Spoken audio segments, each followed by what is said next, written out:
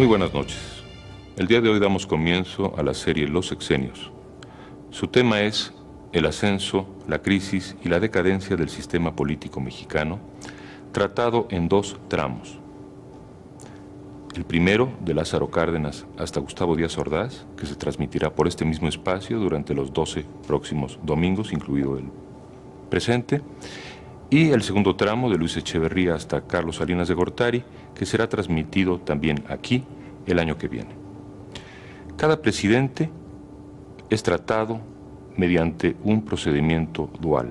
Por una parte, su biografía y después su sexenio.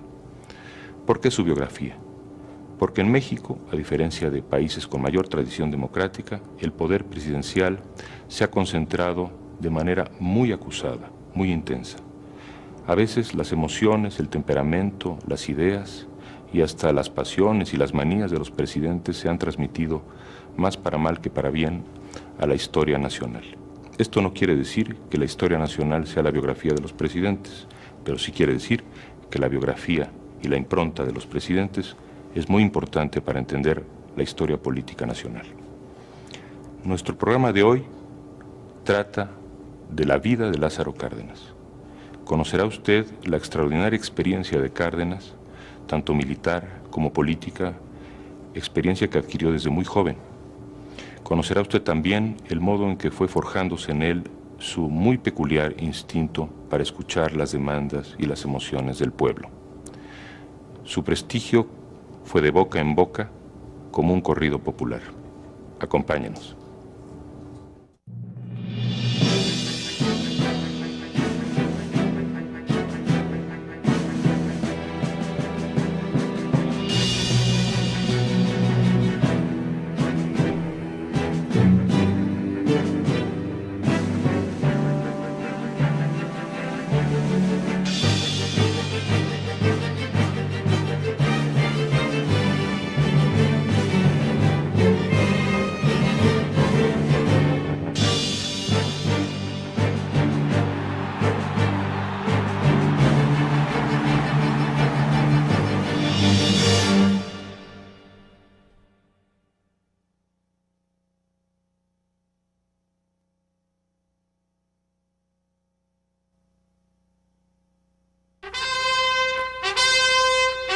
Casi todos los caudillos que combatieron en la Revolución entraron en la lucha armada ya como adultos. El hombre que terminó con ese ciclo de violencia y sentó las bases del Estado mexicano moderno, había entrado en aquel torbellino desde la adolescencia, casi en contra de su voluntad. Como el hombre que realmente fue, o el mito en que lo convirtió el pueblo, Lázaro Cárdenas, el general misionero, es una de las figuras que se mantienen más presentes en la memoria colectiva del pueblo de México. Dichosos los que vivimos del año 13 pa' acá. Ay, que mucho lo conocimos en persona, mi general. Ay, nació en Jiquilpan el mayo, el merito día 21. Ay, el 1895, eso fue el siglo pasado. Fue soldado de a caballo. De clima templado y veranos lluviosos, Jiquilpan es una población de apenas 2,000 habitantes, a donde los periódicos llegan desde la Ciudad de México con una semana de retraso. Las clases sociales están muy definidas. Mientras los llamados localmente de sangre azul pasean por el interior del jardín principal, los demás observan desde afuera. Muchos de ellos se dedican a la rebocería. Guaracha, la hacienda más importante de la región, domina la vida política y económica de sus habitantes. En uno de los recintos de la espaciosa casa familiar, don Dámaso Cárdenas Pinedo ha instalado un pequeño negocio. Es un hombre fiestero, amigable y honesto, que se ha ganado la confianza y el cariño de los habitantes de Jiquilpan. Allí, entre otras mercaderías, surte recetas farmacéuticas a la gente humilde del pueblo que lo visita y venera con devoción casi religiosa. En su establecimiento, los hombres también pueden tomarse un trago o escuchar música en el primer fonógrafo del pueblo.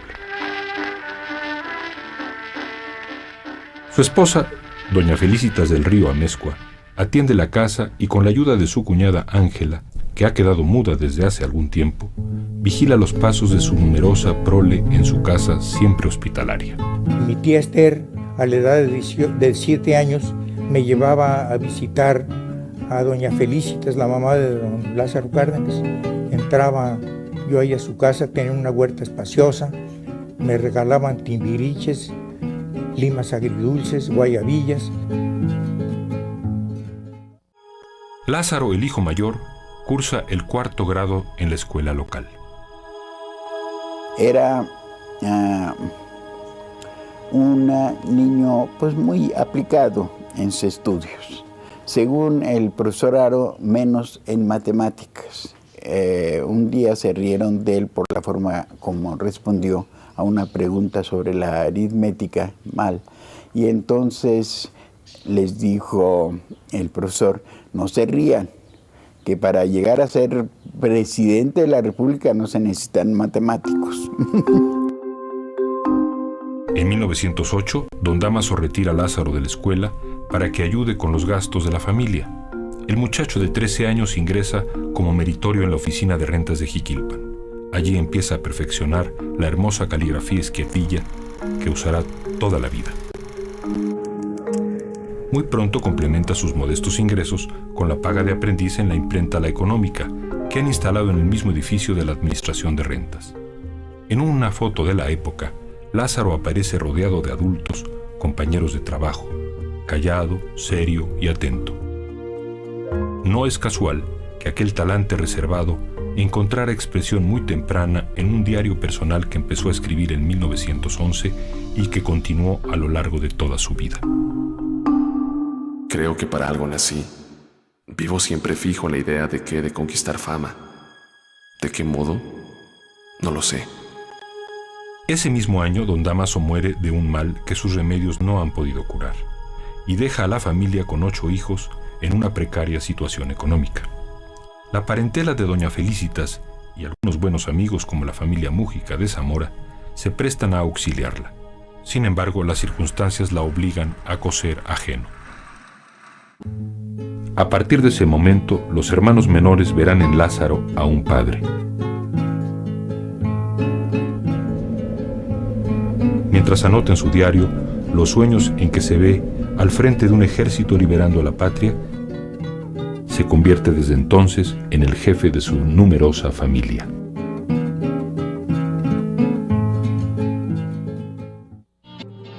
Ay, después de muchas hazañas llegó hasta ser general.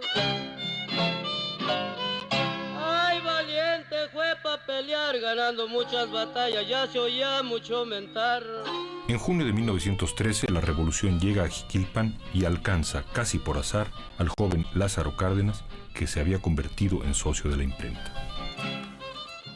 Estaba un general revolucionario allí en Guaracha. Les mandó a los de la imprenta de Jiquilpan que le hicieran un manifiesto revolucionario. Ellos lo estuvieron trabajando toda la noche, según parece, en imprimir este manifiesto. Fueron a entregarlo al día siguiente a este general revolucionario, pero se encontraron con que el general ya había sido sustituido por un general contrarrevolucionario, por un general del gobierno de Huerta, y entonces pues los tomaron presos a los muchachos que habían impreso el manifiesto. Preocupada por la vida de Lázaro, su madre le pide que se marche del pueblo y vaya a Apatzingán, donde su hermano administra una hacienda. No fue pequeña la sorpresa que se llevó doña Felicitas, cuando poco después encontró que su amado Lázaro había terminado por refugiarse no con el tío, sino con la revolución.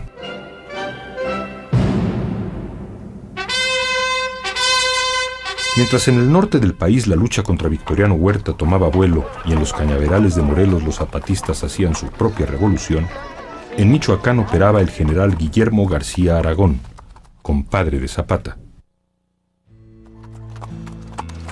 Un buen día, Lázaro Cárdenas exhibió su hermosa caligrafía ante el general e inmediatamente fue incorporado a su Estado Mayor, como capitán segundo encargado de la correspondencia.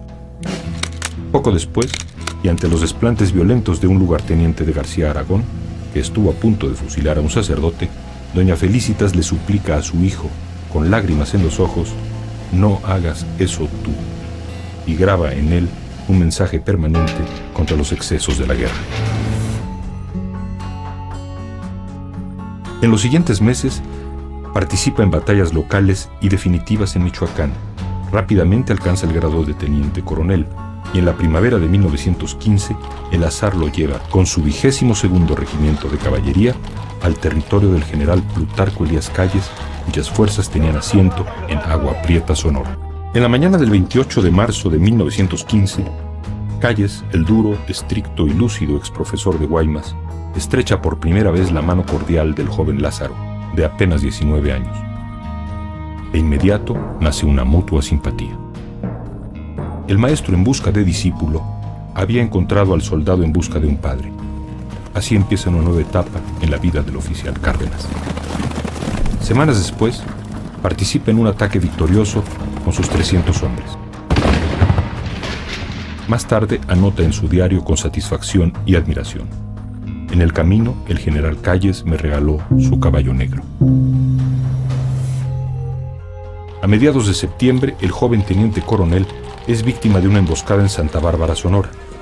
Resiste el ataque de 800 hombres de infantería por más de 3 días, sin tregua y sin víveres. Como recompensa a su despliegue de valor, Calles lo promueve con el grado de coronel, llamándolo bravo jefe, aunque en privado le diga chamaco. En la batalla de Agua Prieta, cuando Calles estaba sitiado por los villistas, Cárdenas tiene bajo sus órdenes la primera línea de resistencia y su acción resulta fundamental para la victoria del general Calles. Aunque en otras ocasiones, como la batalla de Ocotlán en 1923, Cárdenas se empeñó en acciones desiguales e imprudentes, con resultados desastrosos. Era claro que su prenda mayor como militar no era la astucia, sino el arrojo. Era un rasgo de su carácter. En marzo de 1918, el joven coronel se traslada a Michoacán. Ha pedido permiso para combatir a los feroces bandidos que asuelan su estado natal. El regreso al terruño lo llena de satisfacción.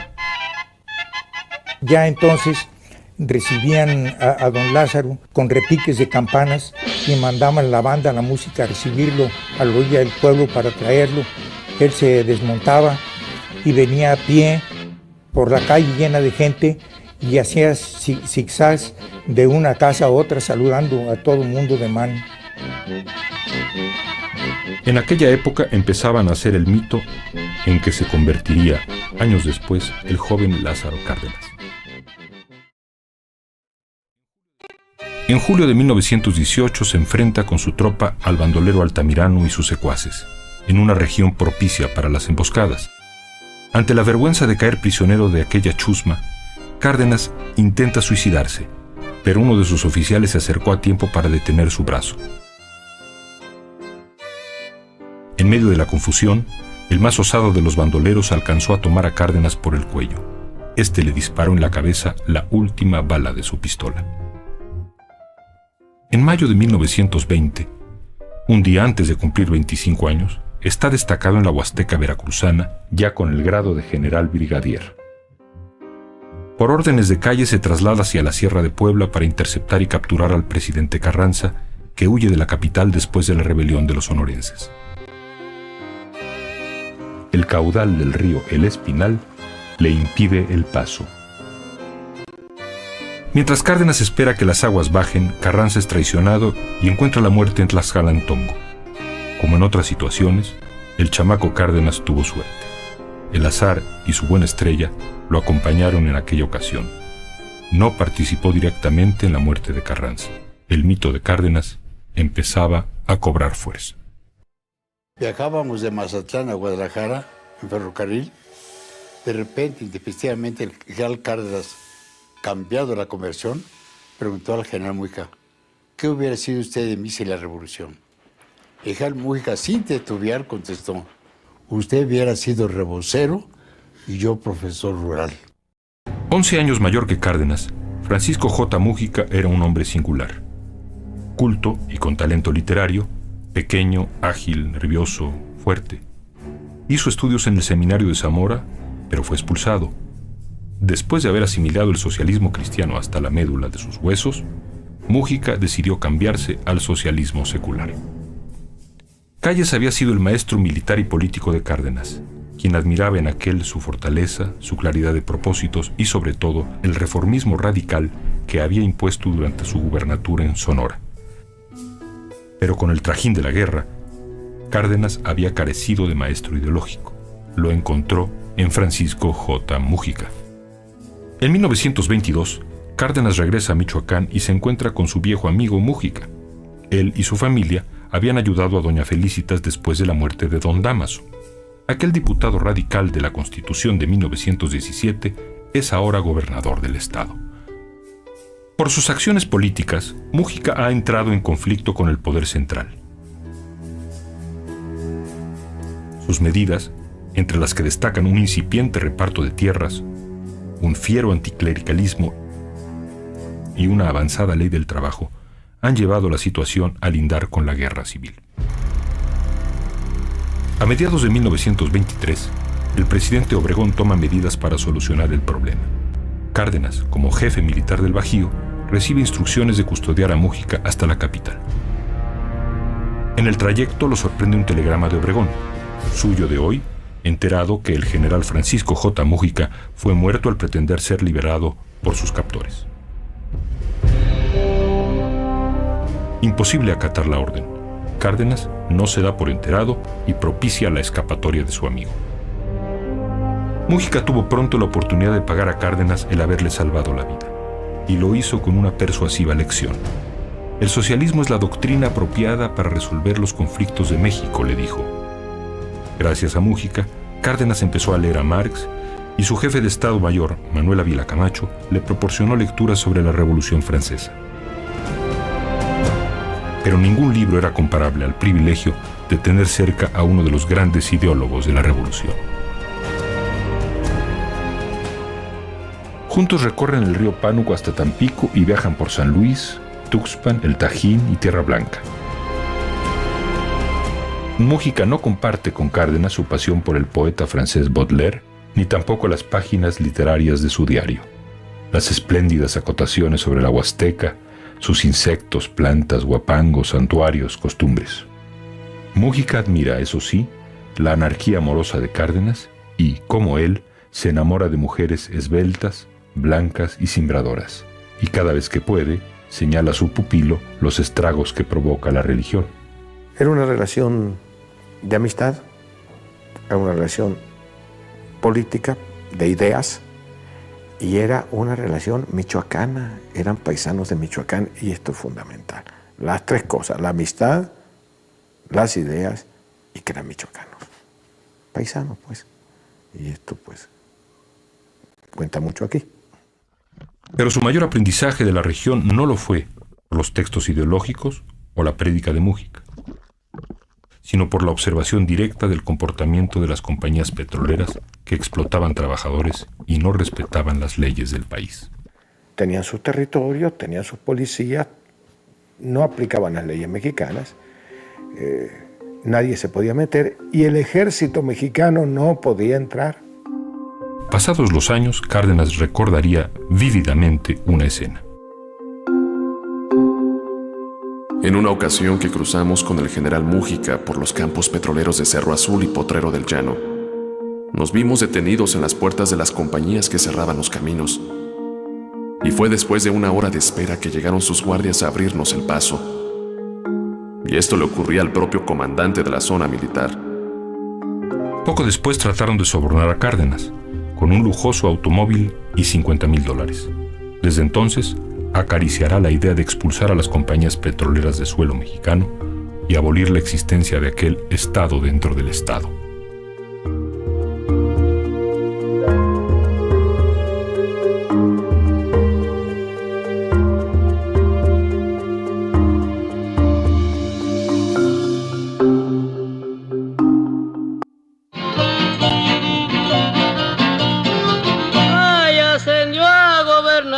Interino en Michoacán.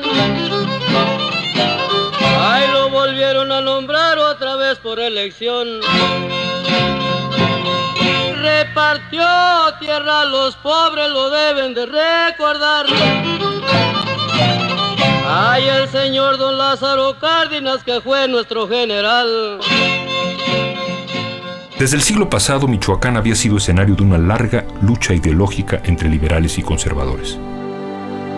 En los años 20, los viejos antagonistas dentro del Estado tienen caras nuevas. Los socialistas anticlericales por un lado y por el otro, grupos de católicos involucrados en cuestiones sociales. En 1928, con el grado de general de división y escasos 32 años, Lázaro Cárdenas inicia su gira como candidato único a la gubernatura de Michoacán. El candidato y de hecho gobernador electo era el legítimo heredero de Calles, de Múgica, de la generación iniciadora de la revolución. Él mismo también se sentía un joven padre, responsable del cumplimiento de sus postulados. Había luchado por ellos desde la adolescencia. Como gobernador, Cárdenas no repetirá los errores tácticos de Múgica, quien trató de hacer reformas radicales sin una base social que lo sustentara. El nuevo gobernador concibe un brazo político que le será fundamental durante toda su gestión, la poderosa Confederación Revolucionaria Michoacana del Trabajo, la CRMDT. Fue la primera organización de masas en la historia del país, inducida por el gobierno y ligada verticalmente a él. Este la financiaba con partidas que no se registraban en los libros oficiales. La grey social de la CRMDT la formaban empleados más que obreros, vendedores de lotería, meseros, choferes, boleros. Los maestros tuvieron un papel dirigente, pero el núcleo central lo formaban los agraristas y muchos de ellos estaban organizados en grupos armados. 4 años después de su fundación, tenía 4,000 comités agrarios y 100,000 miembros. Cualquier otra organización de obreros o campesinos estaba prohibida. La CRMDT trabajaba activamente en la transformación ideológica del campesino para que solicitara tierras, apoyando las medidas legislativas del general Cárdenas. Él estaba haciendo un gobierno y ahí aprendió él, experimentó su relación con los campesinos, con la población, con los trabajadores y cómo relacionar al Estado, al poder del Estado que él representaba en Michoacán. Yo creo que sí es justo que lo que hizo en su gobernatura en Michoacán era un ensayo general de lo que iba a ser en el país. Cárdenas organiza la reforma agraria en Michoacán y comienza a aprobar la efectividad del ejido, una forma de posesión parcialmente colectiva de la tierra.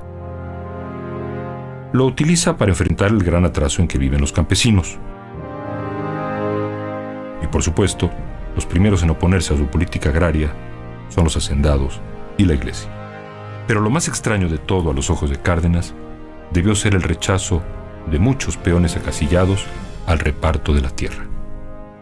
Entonces el general Cárdenas les ofrecía: señores, hay este movimiento, ¿verdad? La tierra se va a repartir de todas maneras, no queremos tierra, queremos al patrón, decían. Pero claro, aconsejados por el señor cura y aconsejados también por los administradores de la hacienda. Otro factor que entorpeció el reparto fue la dificultad para explicar a los campesinos las nuevas medidas que pretendían terminar con el servilismo, y también los métodos antidemocráticos y muchas veces violentos de la CRMDT, que provocan la oposición de muchos campesinos. Tal vez el caso más dramático para Cárdenas fue el de la enorme hacienda de Guaracha, propiedad de los Moreno, contra la que habían litigado sus propios antepasados maternos. Porque todos esos terrenos se los dieron a la población de aquí de Jiquilpan, y aún así existía todavía un número muy grande en Guaracha de las gentes que no aceptaban la tierra. Y los que aceptamos la tierra en ese tiempo tendríamos nosotros que salir casi a las 4 de la mañana de allí y regresar a las 10 de la noche cuando estaba todo callado, porque nos apedreaban, nos decían bolcheviques y nos decían ladrones, que le robábamos al patrón, ¿verdad?, sus pertenencias. Para Cárdenas, la CRMDT había sido ante todo un instrumento político, mientras duró su gubernatura en Michoacán. Siendo ya presidente, la disolvió en 1938. A pesar de la oposición velada de la Iglesia, la muy directa de los hacendados y el recelo de los campesinos, en los 4 años que estuvo en la gubernatura de Michoacán, Cárdenas repartió más tierras que sus predecesores en 10 años.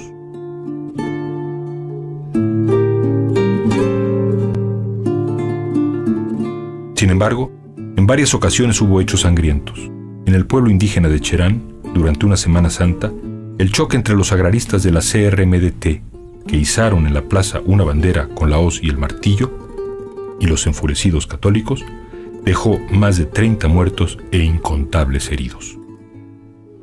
De acontecimientos como el de Cherán, Cárdenas aprendió que el enfrentamiento directo con los sentimientos religiosos de la gente podría resultar muy costoso.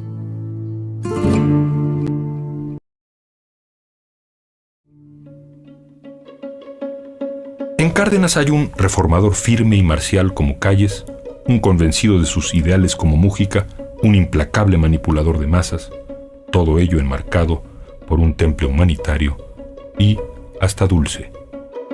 Cárdenas era el político perfecto. En Michoacán, Cárdenas comenzó a labrar para sí un prestigio mesiánico que crecerá y se volverá un mito durante su presidencia. Allí, donde su brazo político, la CRMDT, agitaba, manipulaba, removía, Cárdenas acudía con el bálsamo de su presencia.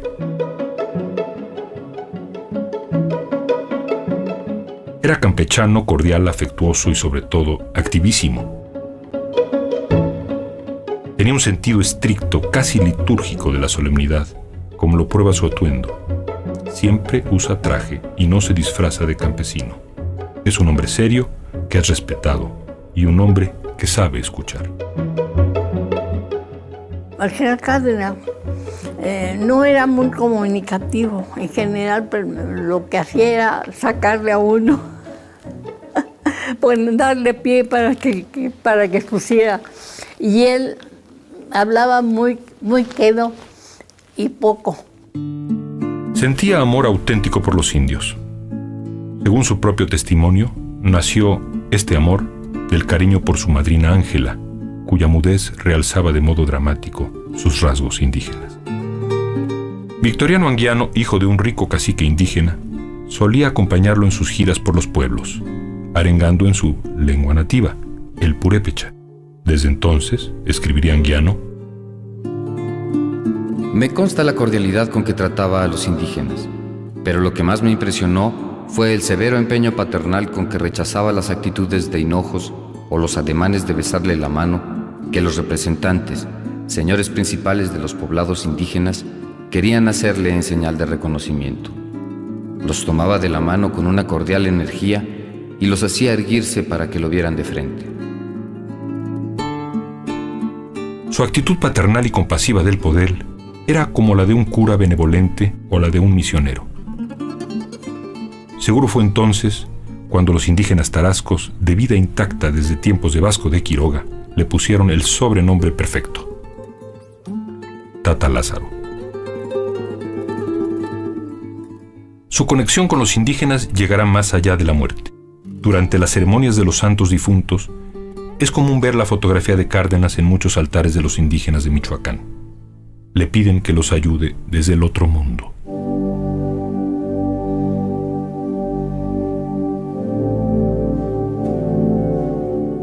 La presencia de la iglesia en Michoacán, el corazón del México viejo, era casi absoluta y abarcaba todos los ámbitos sociales. Cárdenas enfrentó esa influencia totalizadora sin llegar a la violencia extrema. Los primeros meses de su gestión coincidieron con el final de la Guerra Cristera. A Cárdenas no le interesaba la desfanatización por sí misma, sino en la medida en que ayudase a su programa agrario y social. Pero tenía que controlar las tentativas de la Iglesia, que interfería notablemente en su política agraria. Como represalia, a mediados de 1932, introduce un decreto que limita a 3 el número de ministros de cualquier culto, por cada distrito, pero ante su propio decreto se muestra tolerante. Un día, Cárdenas llega sorpresivamente al pueblo de Tzinapán, donde se realizaba una gran ceremonia religiosa. en la que participa todo el pueblo. La iglesia está adornada con guirnaldas y la entrada está alfombrada con musgo, hojas y rosas. El humo de incienso rodea el templo, donde según la ley reglamentaria de cultos no estaba autorizado a ejercer ningún sacerdote. Anguiano, quien acompañaba al gobernador en aquella ocasión, recuerda. Se mandó llamar al sacerdote de Tzinapán ante el hombre que era considerado un anticristo entre los fanáticos. La gente del pueblo esperaba que lo iban a desollar vivo, pero el gobernador le pidió cortésmente que en el futuro pidiera el permiso correspondiente, ofreciendo agilizar el proceso. Ante la sonrisa que mostraba el sacerdote después de la reunión, la gente del pueblo agasajó a su gobernador.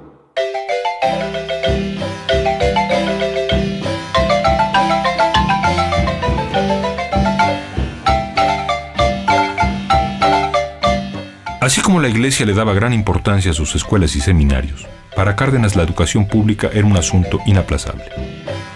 Había que socializar la escuela bajo normas cooperativas y sindicales, y los maestros debían convertirse en agentes del cambio social. Ellos debían ser los portadores de la nueva ideología revolucionaria. La escuela normal se hizo mixta y de ella comenzaron a salir los bien remunerados cuadros de maestros, quienes se convirtieron en el brazo sacerdotal de Cárdenas. Uno de sus cometidos principales era desfanatizar y desalcoholizar. Pero dieron mejores resultados las campañas de alfabetización y enseñanza técnica. A menudo, los maestros tenían que acudir armados a las haciendas porque los hacendados y sus guardias no se cruzaban de brazos al escuchar sus prédicas. Además de maestros, eran agentes del cambio revolucionario, expertos en asuntos sindicales y cooperativistas.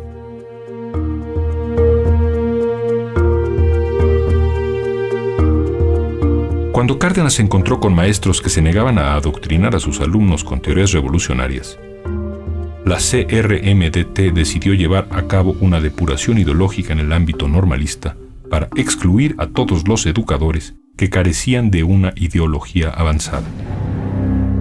Años después, los más decepcionados serían los más radicales.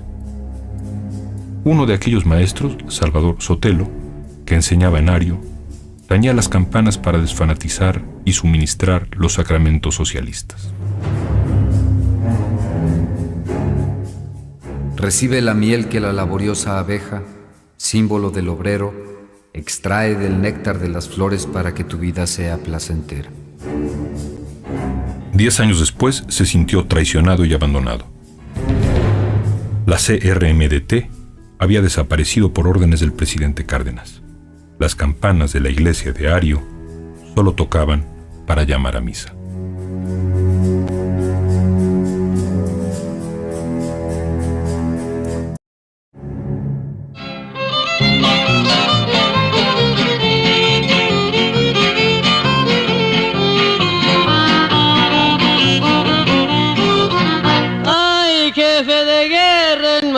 General de generales. Ay, sin el apoyo de calle llegó hasta gobernación.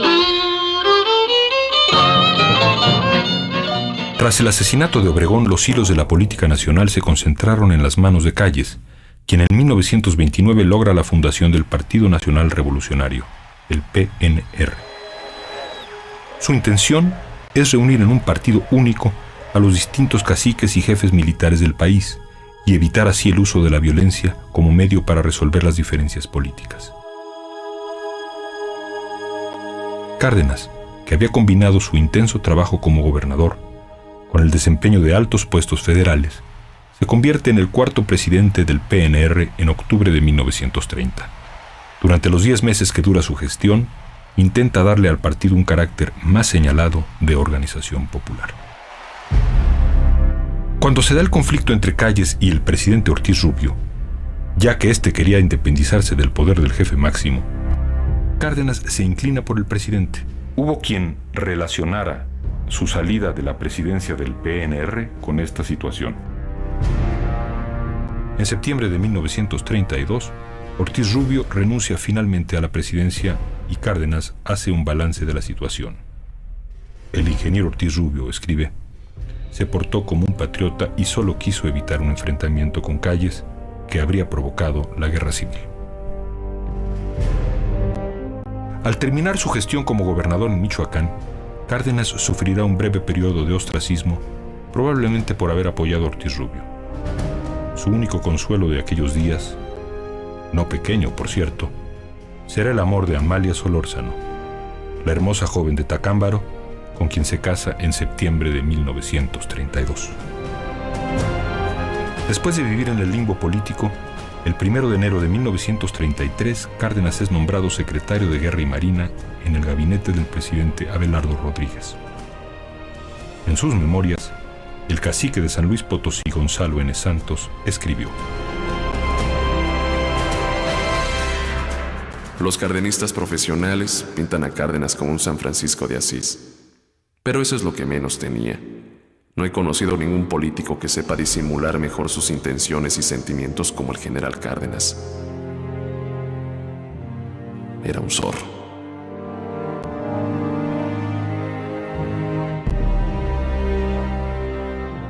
Al aproximarse el momento del destape, el 30 de mayo de 1933, el presidente Rodríguez envió a su jefe máximo un memorándum revelador. Había visitado Michoacán y logrado que desaparecieran las diferencias que había entre Cárdenas y el nuevo gobernador Benigno Cerrato. Nunca tuvo Cárdenas mejor abogado. Según testimonio de Mújica, el presidente Rodríguez sugirió primero que nadie al general Calles la idea de que Cárdenas fuera el candidato.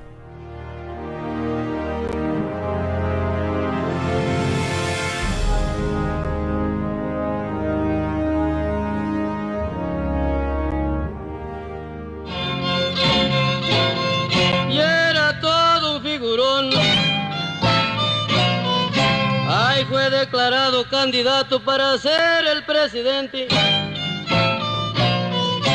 Ay, lo apoyó toda la gente, recibió en el 34, estoy hablando a su retrato.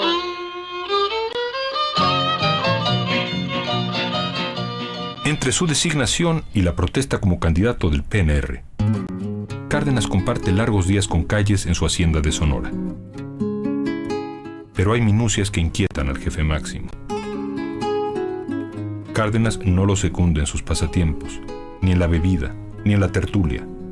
¿Lo secundará, a la larga, en las ideas y los actos? La amplitud de la gira política de Cárdenas solo es comparable a la que Madero emprendió antes de la Revolución. En Veracruz, promueve la formación de organizaciones obreras. En Oaxaca, visita la zona Mije y anota. Tiene caídas de agua para dotárseles de una instalación hidráulica para luz, molino, sierra, etc. No lo olvidaré. En Chiapas escribe en sus apuntes: iniciaré el desarrollo del sureste llevando el ferrocarril que unirá el istmo con Campeche y aprovechando la energía eléctrica de los ríos.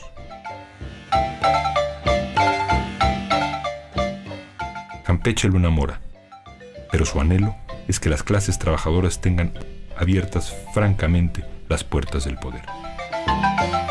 En Yucatán, advierte, el postulado agrario se cumplirá muy pronto en este estado.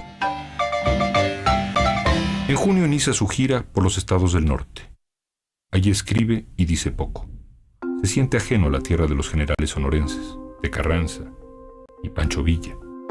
Se da cuenta de las desesperadas condiciones en que viven los tarahumaras y el problema de los braceros. En Coahuila visita el bonito latifundio del general callista Eulogio Ortiz. El latifundio estaba en la zona algodonera de la laguna, a donde en 1936 Cárdenas regresaría con planes nada agradables para el general Ortiz. En octubre de 1934 respira nuevamente. Está en Jiquilpan. Piensa regresar a la Ciudad de México, pasando a caballo por la Mixteca oaxaqueña que tanto lo ha impresionado. La gira esa resultó sorprendente porque fue la más extensa de todas las que se habían hecho hasta entonces. Él no se sujetó solo a las zonas donde había ferrocarril, sino que hizo grandes recorridos a caballo, ¿verdad? hizo grandes recorridos a pie. Fortaleció ante la opinión pública la idea de que era más fuerte que todos los demás, que era capaz de grandes caminatas. Los números impresionaban. 7 meses, 27.609 kilómetros, 11.827 en vuelo, 7.294 en ferrocarril, 7.280 en automóvil, 735 en barco, 475 a caballo. Pero más impresionante aún que ese inmenso despliegue de energía fue la simplicidad de su mensaje: crear el Frente Único de Trabajo y activar las dotaciones a que tienen derecho los pueblos. En suma, extender a todo el país su ensayo de Michoacán.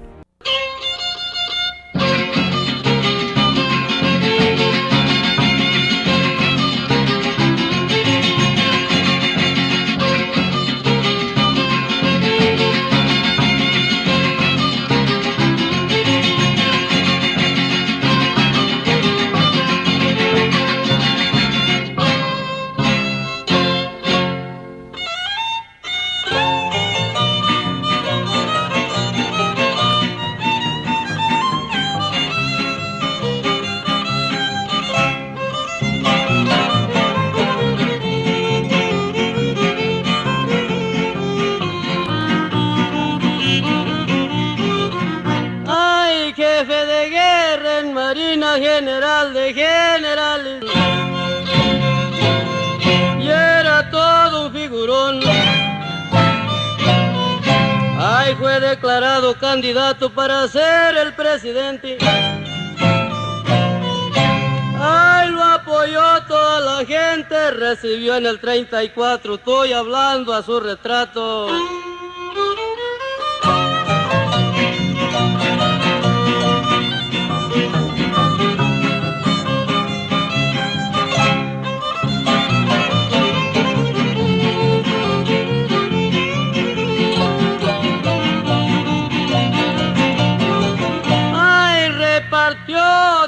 Los pobres lo deben de recordar.